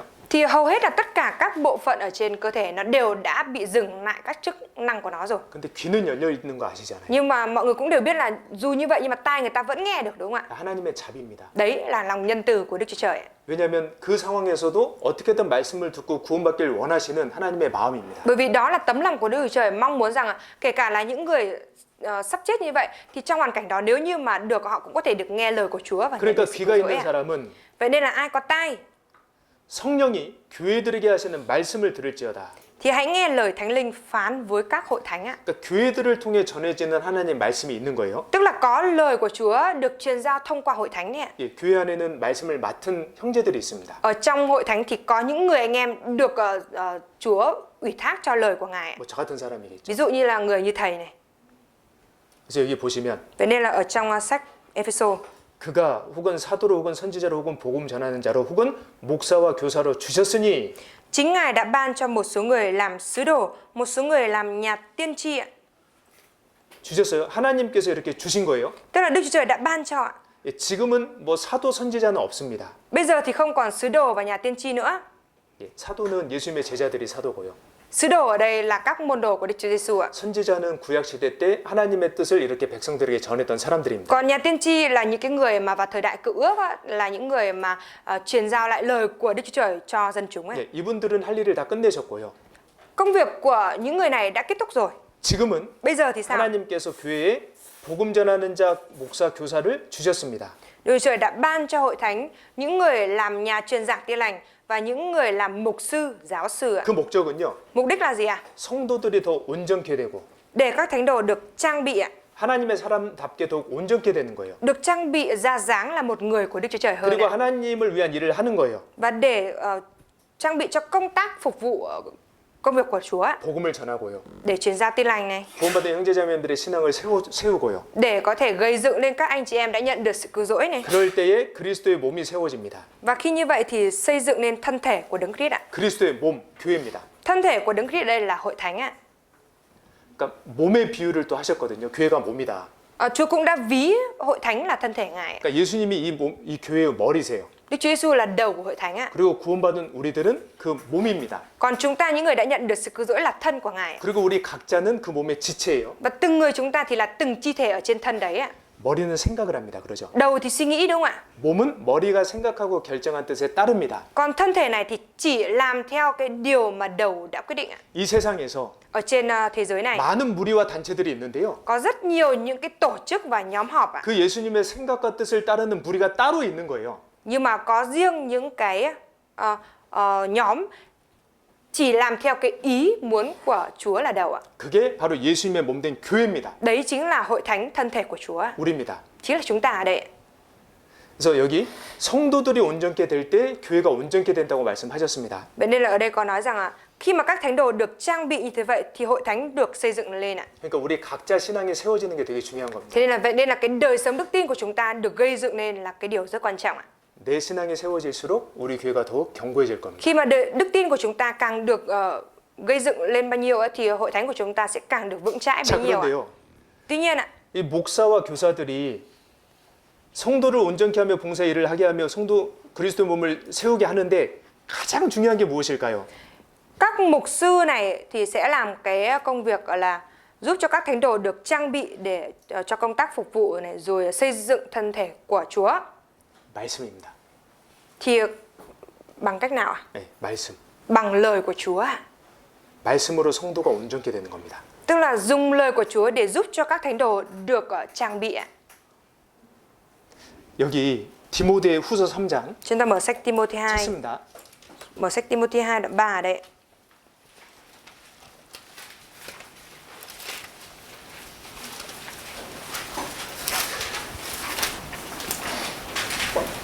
(15절에서 17절) Từ câu 15 đến câu 17 ạ.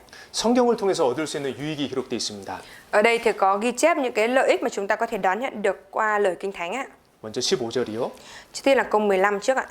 또 내가 어려서부터 성경을 알았나니 성경은 능히 너로 하여금 그리스도 예수 안에 있는 믿음으로 말미암아 구원에 이르는 지혜가 있게 하느니라.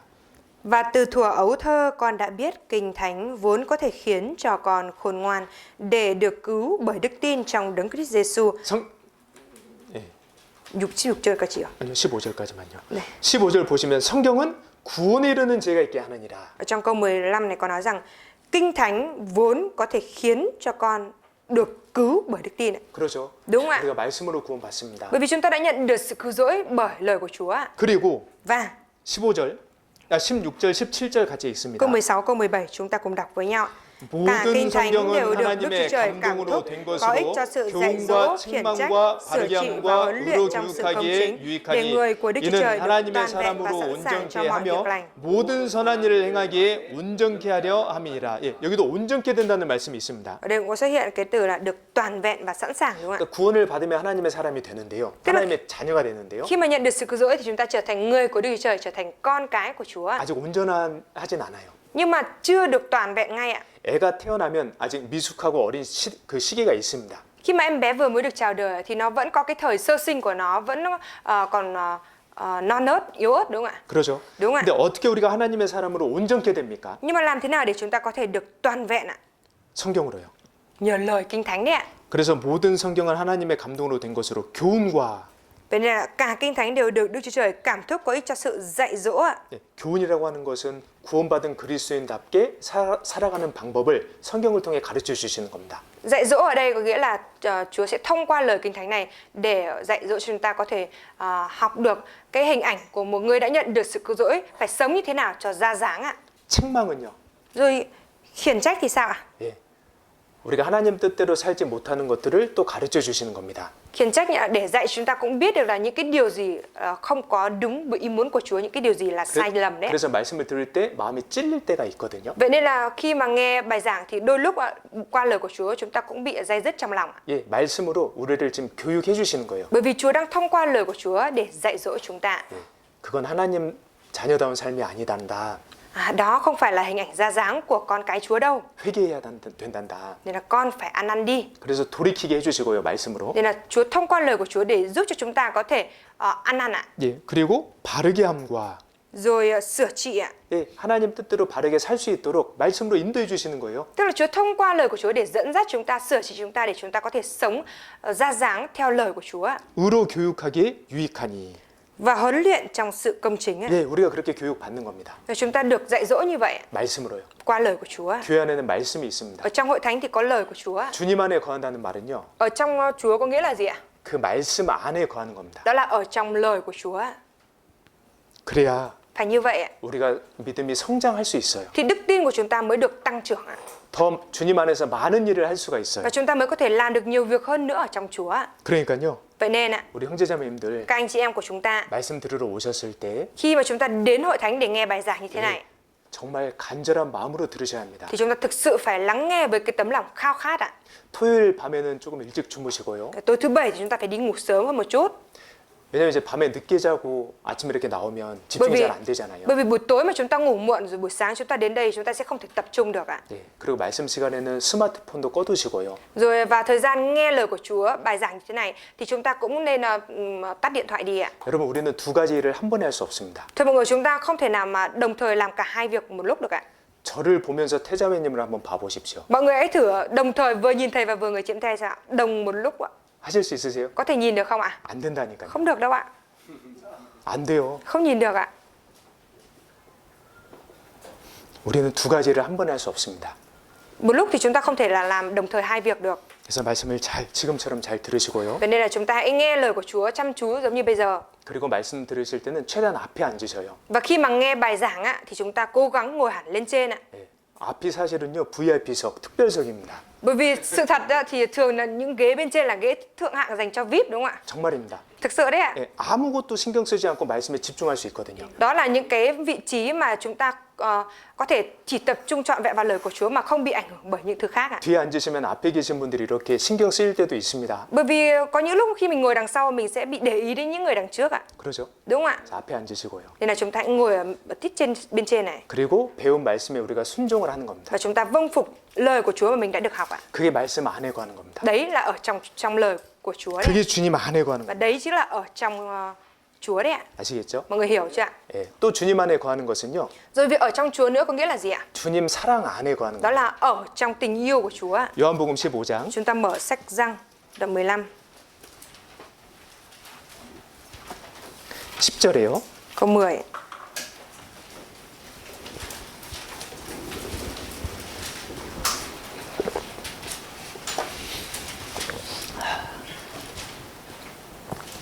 요한복음 15장 10절 같이 Sách 읽겠습니다. Giăng đoạn 15 câu 10 chúng ta cùng đọc với nhau ạ. 내가 아버지의 계명을 지켜 그의 사랑 안에 거하는 것 같이 너희도 내 계명을 지키면 내 사랑 안에 거하리라. 여기 내 사랑 아니라고 되어 Ở 있습니다. trong này có nói là trong tình yêu thương của ta. 우리 주님은 사랑이시거든요. Bởi vì Chúa của chúng ta là tình yêu thương ạ. 하나님은 사랑이시라.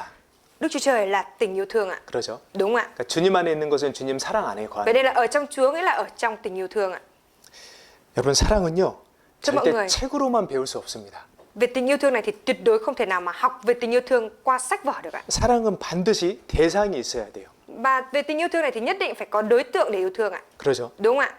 그러니까 사람들 사이에서 사랑을 배우는 거예요. Đây là chúng ta sẽ học hỏi được cái việc yêu thương lẫn nhau ở trong con người với con người. 근데 우리가 이 교회 안에 거하면요, Nhưng khi chúng ta ở trong hội thánh này 주님의 사랑을 배우게 됩니다. thì chúng ta sẽ được học về tình yêu thương của Chúa. 되게 신기합니다. Đó là điều thần kỳ ạ. 왜냐하면 교회 안에는 사랑이 있거든요. Bởi vì ở trong hội thánh thì có tình yêu thương ạ. 구원받는 사람들은요, Người đã nhận được sự cứu rỗi ạ, 하나님으로부터 무조건적인 사랑을 받은 사람들입니다. là những người mà đã nhận được cái tình yêu thương vô điều kiện từ Chúa rồi. 내가 자격이 없는데, Vốn dĩ mình chẳng có tư cách, 내가 그런 사랑만 받을 만한 일을 한 적도 없는데요. vốn dĩ mình cũng chẳng làm những cái việc gì đáng để được yêu thương. 근데 하나님께서 무조건적으로 날 사랑해 주셨잖아요. Nhưng mà Đức Chúa Trời Ngài đã yêu thương mình một cách vô điều kiện như vậy. 예, 그 사랑을 여기서 배울 수 있습니다. Và ở tại hội thánh này thì mình có thể học được tình yêu thương ấy. 예, 그 사랑을 우리가 받았기 때문에 어떻게든 그 사랑을 실천하려고 하거든요. Bởi vì chính mình đã nhận được cái tình yêu thương vô điều kiện ấy rồi, nên là mình cũng làm bằng mọi cách để có thể thực tiễn được cái tình yêu thương này đi ạ. 그리고 하나님의 사랑은 희생적인 Và 사랑입니다. tình yêu thương của Chúa là tình yêu thương biết hy sinh ạ. 독생자를 그냥 주셨어요. Đức Chúa Trời Ngài đã phó con một của Ngài luôn. 그 사랑을 깨달은 사람은 Và người nào mà đã nhận biết ra tình yêu thương ấy của Chúa 나도 희생을 통해서 누군가에게 그 사랑을 전하고자 합니다. thì cũng muốn rằng thông qua cái sự hy sinh của mình mà tình yêu thương của Chúa cũng được truyền tải đến ai đó. 이건 너무나 자연스럽고 당연한 일입니다. Và đây là một cái điều diễn ra rất là tự nhiên và là một điều hiển nhiên ạ. 그러죠? Đúng không ạ? 그러니까 주님 몸된 교회 안에 계셔야 그 사랑을 더 공급 받으시는 거예요. Mà mình phải ở trong hội thánh thân thể của Chúa như vậy thì mình mới được tiếp tục cung cấp tình yêu thương ấy 그 của 사랑을 Chúa. 더 배우시는 거예요. Và mình mới có thể tiếp tục được học thêm hơn nữa về tình yêu thương của Chúa. 에베소서 찾겠습니다. Chúng ta mở sách Ephesos, 에베소서 sách Ephesos, 3장 Ephesos đoạn 3.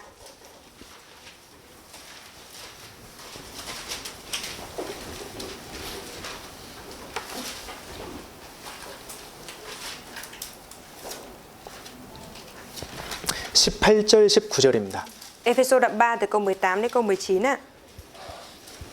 18절에 Câu 18 ạ. 능히 모든 성도와 함께 지식에 넘치는 그리스도의 사랑을 알아.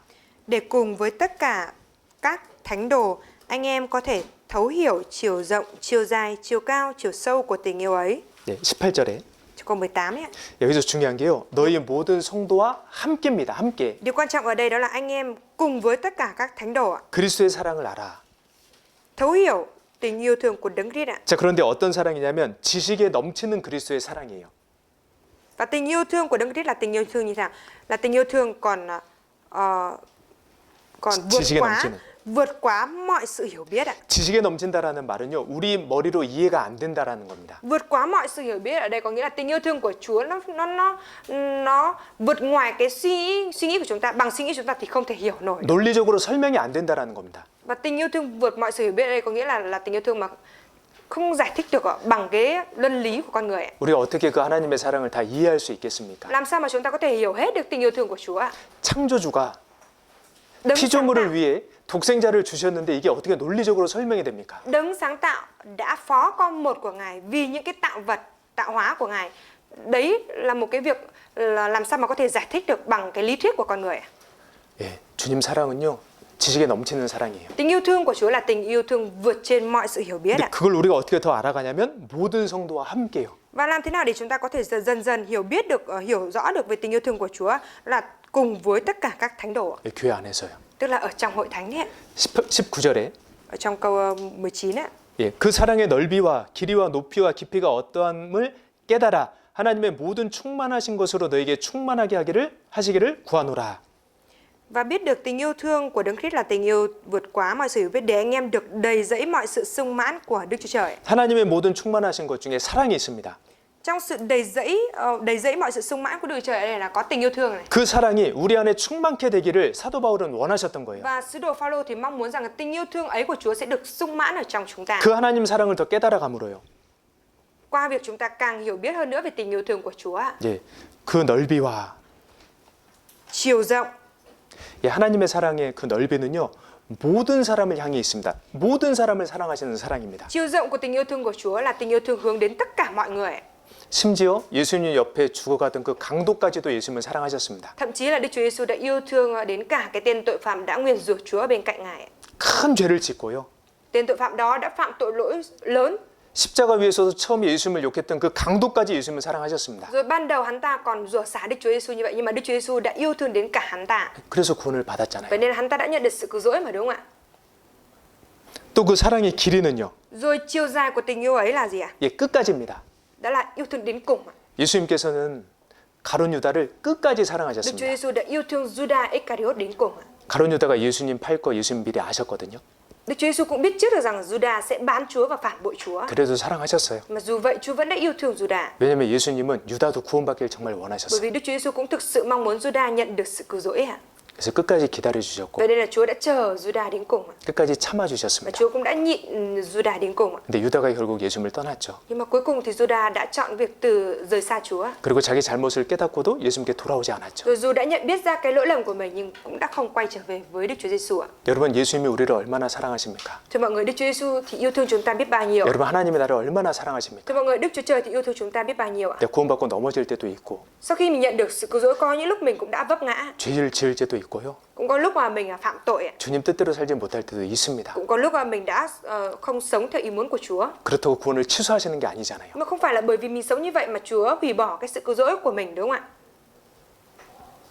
회사에서는요. Ở trong công ty ấy, 이제 직원들을 1년 동안 어떻게 근무했는지 보고 계약을 연장하는 경우도 있습니다. thì cũng có những cái trường hợp mà người ta sẽ nhìn được cái nhân viên này làm việc trong 1 năm như thế nào để có thể gia hạn tiếp hợp đồng với nhân viên ấy. 좀 일을 못하면 그냥 계약 안 해줍니다, 회사에서. Nếu như mà nhân viên nào mà trong 1 năm làm việc không tốt, không chăm chỉ như vậy thì công ty sẽ không gia hạn thêm hợp đồng. 만약에 하나님께서 Giả sử Đức Chúa Trời 우리 신앙생활 1년 동안 하는 걸 보시고 thấy cái việc chúng ta thực hiện đời sống đức tin trong vòng 1 năm 구원을 유지할 건지 취소할 건지 결정을 하신다면 어떻게 됐을까요? mà Ngài sẽ quyết định đây là để gia hạn tiếp thêm sự cứu rỗi chúng ta rồi hay là hủy bỏ sự cứu rỗi của chúng ta thì ra sao ạ? 생각만 해도 아찔합니다. Nghĩ thôi cũng đã thấy hãi rồi, đúng không ạ? 저도 자신이 없습니다. 과거를 생각해 보면 Thầy nhìn lại quá khứ của thầy thì thầy cũng không tự tin ạ. 뭐 지금도 많이 연약하고요. Bây giờ cũng vẫn còn nhiều yếu đuối ạ.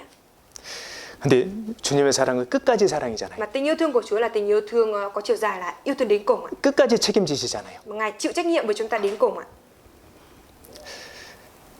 그리고 Và 높이와 깊이입니다. chiều cao và chiều sâu ạ.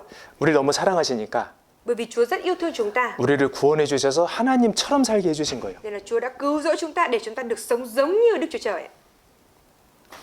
우리를 우주로 끌어올려 주신 게 아니라 천국으로 끌어올려 주셨습니다. Chúa không phải là chỉ kéo chúng ta được vào được lên trên vũ trụ đời mà Chúa kéo chúng ta lên được hẳn thiên đàng. 우주 여행 하는데 한 몇백억이 든다고 하더라고요. 우주 여행. Và người ta có nói rằng để có thể đi được du hành du lịch ở trong vũ trụ thì mất đến hàng mấy chục tỷ ạ. 예. 근데 천국은요. Nhưng mà thiên đàng thì sao ạ? 무료입니다. Miễn phí ạ. 물론 예수님께서 큰 희생을 치르셨지만 Hiển nhiên là Đức Chúa Giêsu đã phải trả một cái sự hy sinh 그리고 rất đắt 우리를 ạ. 구원해 주시려고 이 땅에 예수님이 오셔서 십자가까지 낮아 지셨습니다. Và để cứu rỗi được chúng ta mà Đức Chúa Giêsu đã từ trên thiên đàng xuống tận cái đất thấp hèn này và chết ở trên thập tự giá. 네, 그게 사랑의 깊이입니다. Đấy chính là chiều sâu của tình yêu thương Chúa. 나를 지옥에서 끌어올려 주시려고요. Để có thể giải cứu chúng ta ra khỏi địa ngục ạ. 하늘 보좌를 버리시고 예수님이 이 땅에 오셨습니다. Mà Đức Chúa Giêsu đã bỏ đi ngai báu ở trên thiên đàng để đến tận trên thế giới này. 어디까지 천해지셨냐면요. Và Chúa đã hạ thấp mình đến mức như thế nào ạ? 십자가까지. Hạ thấp mình đến tận trên thập tự giá. 여러분, 그 당시 십자가 형벌 받을 때는 옷을 다 벗어야 Thưa 했습니다. mọi người, vào cái thời đại đó khi mà bị án phạt thập tự giá thì phải bị lột trần truồng ạ. 예수님께서도 속옷과 겉옷을 다 뺏기셨습니다. Áo khoác ngoài cũng như là áo bên trong của Đức Chúa Giêsu đều đã bị người ta cướp mất hết ạ.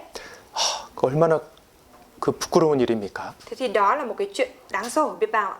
원래 그 부끄러움은 내가 당해야 할 부끄러움이거든요. Đáng ra cái sự xấu hổ và sỉ nhục đó mình phải chịu mới đúng. 내 죄가 하나님 앞에 쫙 펼쳐질 때 얼마나 부끄러웠겠습니까? Khi mà tội lỗi của mình bị lộ ra hết trước mặt Đức Chúa Trời như vậy thì xấu hổ biết bao ạ. 네, 근데 그걸 예수님이 친히 감당하신 거예요. Nhưng mà Đức Chúa Giêsu đã đích thân gánh chịu thay cho chúng ta cái sự sỉ nhục xấu hổ đó. 날 사랑하니까. Bởi vì Chúa yêu thương chúng ta. 부모들은 자녀가 부끄러운 일을 당하기 원치 않잖아요. Bố mẹ thì không muốn con cái mình gặp phải chuyện xấu hổ, đúng không ạ? 차라리 내가 대신 당하고 Thì 말지. thà là mình chịu thay cho còn hơn ạ. 그래서 우리 그리스도인들은요. Vậy nên là các cơ đốc nhân chúng ta 주님 몸된 교회 안에 그 사랑 안에 거하는 겁니다. chúng ta cứ ở trong hội thánh, ở trong tình yêu thương của Chúa, hội thánh thân thể của Chúa. 예, 그리고 그 사랑을 실천하는 겁니다. Rồi chúng ta thực tiễn cái tình yêu thương ấy cho nhau ạ. 정말 용서하고요. Thực sự tha thứ cho nhau. 아직 용서 못한 분 계시진 않으시죠? Chắc là trong chúng ta đây thì không có ai mà mình vẫn chưa tha thứ được, đúng không ạ? 예. 대접 용서 기도하면서 용서하지 않으시면 안 되는 겁니다, 이거. Trong khi mà cứ hô khẩu hiệu là tiếp đãi tha thứ cầu nguyện mà trong lòng vẫn có ai đó chưa tha thứ được thì không được nha. 그래도 목사님 저는 못해요. Dù vậy mà thế ơi em cũng không thể nào mà tha thứ được cho người đấy đâu. 안 됩니다. Thế thì không được ạ. 예수님께서 용서하라고 하셨어요. Bởi vì Đức Chúa Giêsu có phán rằng là hãy tha thứ ạ. 우리가 예수님의 용서를 받았다면 Nếu như chúng ta đã nhận được sự tha thứ từ Chúa 예, 용서할 수 있습니다. thì chúng ta cũng có thể tha thứ được cho người khác ạ. 그리고 그 하나님의 사랑, 복음의 그 사랑의 복음을 또 전하는 겁니다. Rồi sau đó chúng ta lại đi truyền giao tình yêu thương của Chúa, tức là truyền giao tin lành của Chúa này cho người khác ạ. 예, 그게 사랑 안에 거하는 거고 Đấy chính là việc ở trong tình yêu thương của Chúa. 그게 주님 안에 거하는 Và 겁니다. đấy chính là ở trong Chúa đấy ạ. 그리고 Và 또 이제 구원을 받았다면 주님 안에 거해야 되는데요. nếu như chúng ta đã nhận được sự cứu rỗi thì cứ phải ở trong Chúa ạ. 예, 교제 안에 거해야 됩니다. Và tiếp theo nữa là ở trong sự thông công ạ. 교제요. Thông công ạ. 교제라고 하는 것은요. Thông công có nghĩa là gì ạ? 빌립보서 1장을 Chúng ta 찾겠습니다. mở sách Philip đoạn 1. 27절에 Philip đoạn 1 câu 27.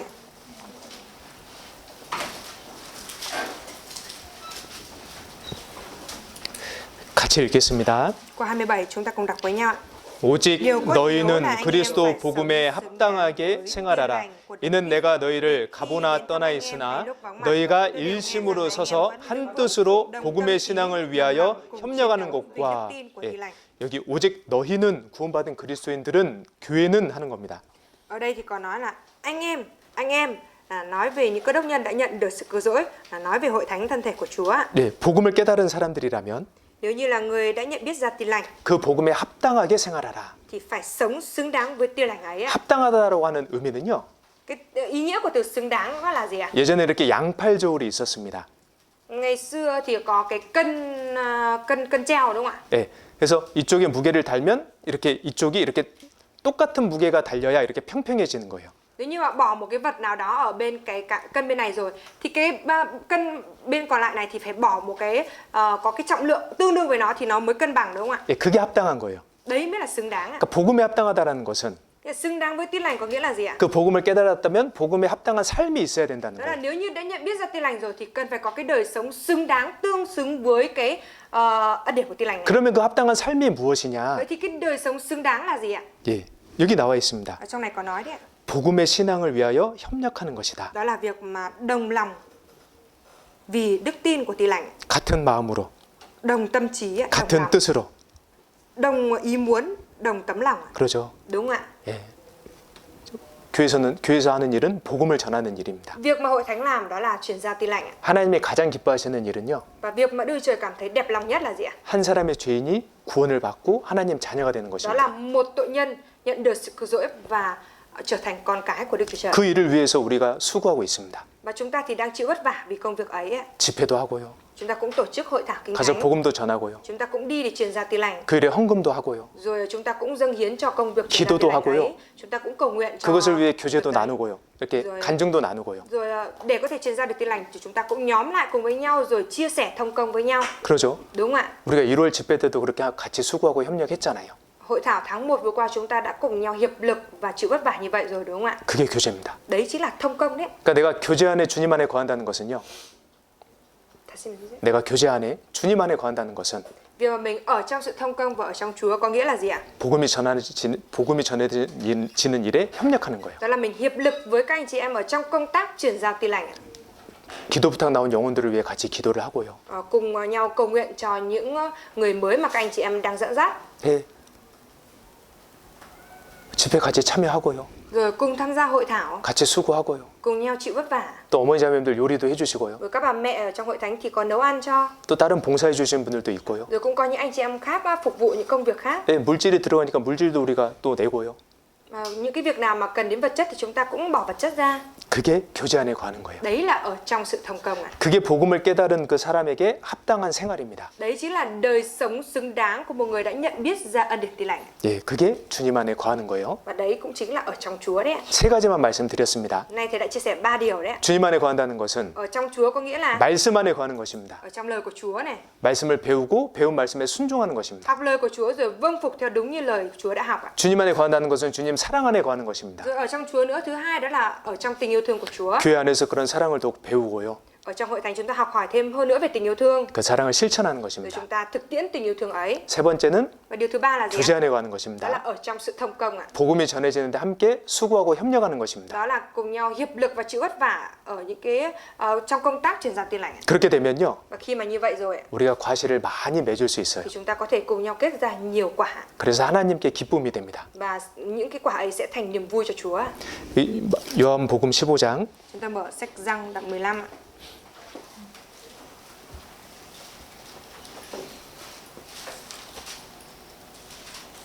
오 절에 Câu 5 ạ.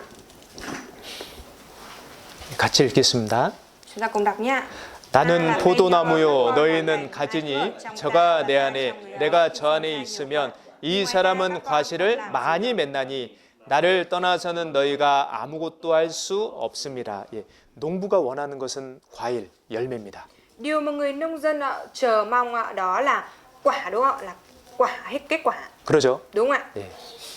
마찬가지로 Tương tự như vậy, 우리가 그렇게 주 안에 있을 때요, khi chúng ta ở trong Chúa như vậy, 우리가 열매를 맺어요. chúng ta sẽ kết ra những quả. 뭐 여러 가지 열매가 성경에 나옵니다. Trong sách Kinh Thánh thì có xuất hiện nhiều loại quả.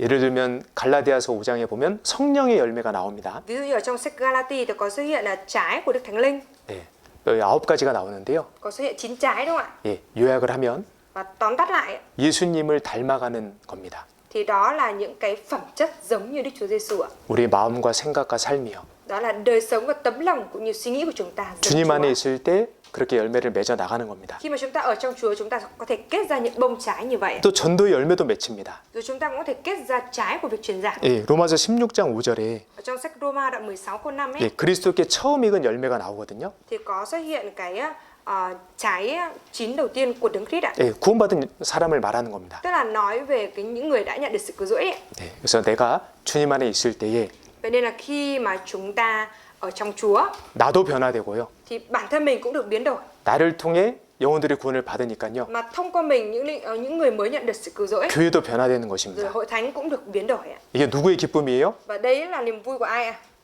하나님께 기쁨이고요. Thành niềm vui cho Chúa ạ. 우리의 Và 기쁨입니다. cũng là niềm vui cho chúng ta nữa ạ. 근데 여기 보시면 5절 뒷부분에 Vì cuối câu 5 ở đây ạ. 나를 떠나서는 너희가 아무것도 할 수 없음이라 Vì 하셨는데요. ngoài ta các con không làm gì được ạ. 아니 교회를 떠난다고 우리가 진짜 아무것도 못 하는 걸까요?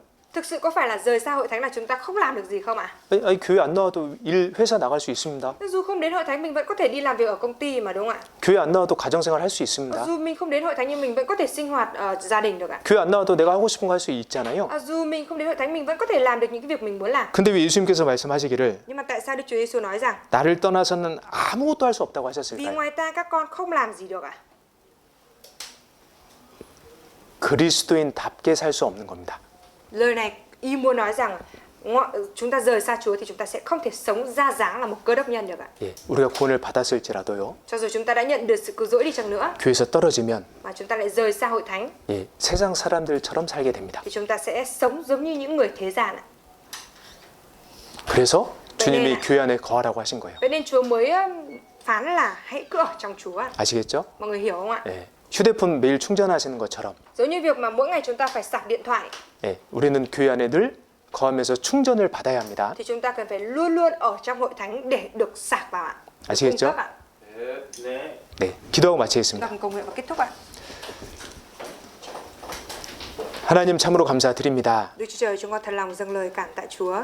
예수님의 보혈로 또 하나님의 말씀으로 저희 구원해 주심에 감사드립니다. Chúng con cảm tạ Chúa vì thông qua huyết báu của Đức Chúa Giêsu và thông qua lời của Chúa mà chúng con được cứu rỗi. 하나님께서 역사하시는 참된 교회로 저희를 인도해 주심도 감사드립니다. Chúng con cũng dâng lời cảm tạ Chúa vì Ngài đã dẫn dắt chúng con đến hội thánh thật, nơi mà Chúa làm việc. 저희 모두가 주님 몸된 교회 안에 온전히 끝까지 거할 수 있도록 도와주시옵소서. Xin Chúa Ngài cũng giúp đỡ để tất cả chúng con có thể gắn thật chặt ở trọn trong Chúa. 세상을 향한 욕심 때문에 게으름 때문에 교제 안에 거하지 않도록 도와주시옵소서. Chúa ơi, xin Chúa Ngài cũng giúp đỡ để chúng con không có ở trong sự thông công bởi vì những cái dục vọng của xác thịt và dục vọng hướng đến thế gian này. 이번 2월 달도 주님을 더 기쁘시게 하는 저희가 될 수 있도록 가르쳐 주시옵소서. Chúa ơi, nguyện xin Chúa Ngài cũng giúp đỡ chúng con để trong tháng 2 này chúng con cũng có thể sống một cái đời sống làm đẹp lòng Chúa. 우리 주 예수 그리스도 이름으로 기도드렸습니다. Chúng con thành tâm cầu nguyện nhân danh Đức Chúa Giêsu Christ. 아멘.